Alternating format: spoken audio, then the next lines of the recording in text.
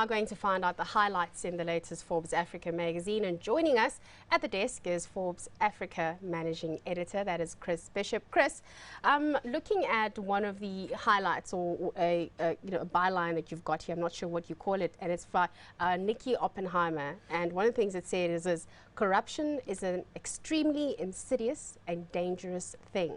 So tell us about the story. Well, one thing I was very happy about, he rarely gives interviews, as you know. He's a very private person, but he opened up to us. And corruption and the role of government in business were two of the things he was very strong about. He was saying until this continent can get corruption sorted out, until people start and businesses start to enforce the moral code, he believes that there's no way out of it. He says he doesn't think legislation is going to help. He said that just penalizes honest people.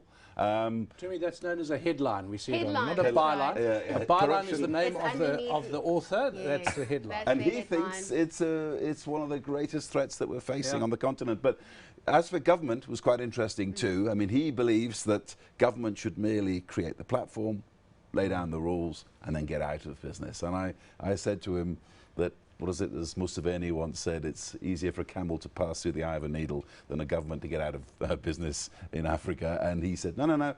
He said, it's the only way to go because the government's not very good at it, and they should just leave it to private money to do, which I thought, again, was quite a bold statement because, you know, he's a retired man. And it's, well, I don't think they ever retire, the Oppenheimers. Not quite. But it's interesting, too, because for the first time since the founding of Anglo American in 1917, they're not in Anglo American anymore, and they're not in De Beers, and they don't have exposure in listed companies unless those listed companies have indirect investments. So for the first time in nearly a century, in the last couple of years this has happened, they're even more private than they were before because they're not involved with Anglo or De Beers. Well, what they've done, they've set up this thing called Tana Capital, which is an investment vehicle, which they're prepared to put in excess of $5 billion into, investing in entrepreneurs across the continent. I mean, they made some very interesting investments so far. There's a company that does powdered milk and foods that was founded in the DRC in 1979, which goes across about 16 countries, got a lot of interest in Nigeria.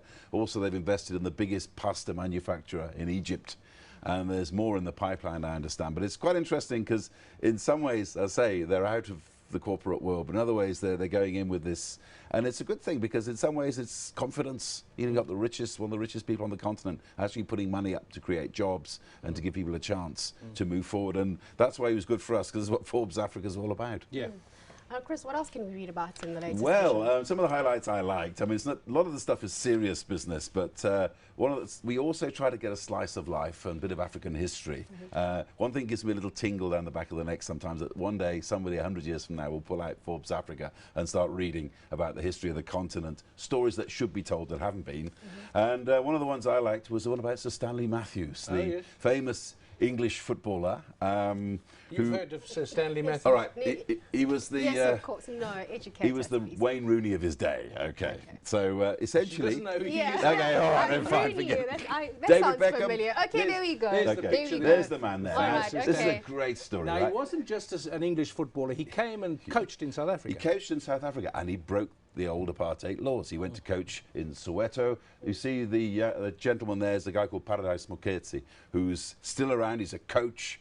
He was one of Stan's men, they called them. And he was breaking the law because, I mean, he didn't have a permit to go into Soweto then. You see Paradise Moketsi there. He's still a coach. He still lives with the memory of Sir Stanley Matthews. He went to Ghana to coach. I mean, one night, one of the pieces we've run in there was he was invited to a school in southern Zimbabwe overnight to go and coach the kids. Just some little tiny... He drove up there in a Land Rover, spent the night there in a hotel. They gave him a stick to fend off the snakes that were coming through the walls. He went there, he coached the kids, next day drove back, not one penny. Now, can you imagine today's multi-million footballers going out there to go and do something for free?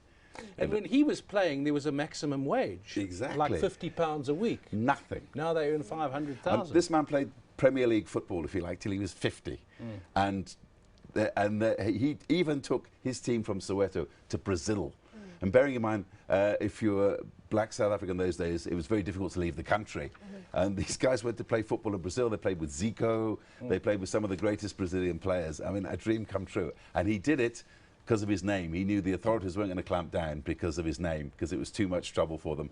And just to prove that football can conquer all. One more story as a highlight. Yeah, One more I'm story. interested about welcoming Africa's golden girl. Gold, Yeah, yes. let's, Well, that's quite a coup for us. This is Kirsty Coventry, Zimbabwe's golden girl, Olympic gold medalist. She's going for the next Olympics. She just contacted me one day and said she'd like to write for the magazine, just for the hell of it. And it's a great column. And what I'm looking forward from her, what she's going to do, she's writing a special column for me saying, if you're It's 9... not for you, it's for the me, magazine. it's me. Now don't get ideas. I am the magazine. Okay, Anyway, so, yes. but listen, but she wants to write a special column for us.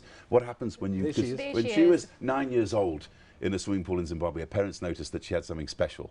So then they started this process of making into an Olympic athlete. And she's going to write what you do in the 21st century. If you've got a 9-year-old child you think is going to make it as an Olympic athlete, how you go about it. And I think that's going to be compelling reading for everybody who has children on this continent. So I think it's a fantastic... She's based in the United States now, but she's a big name.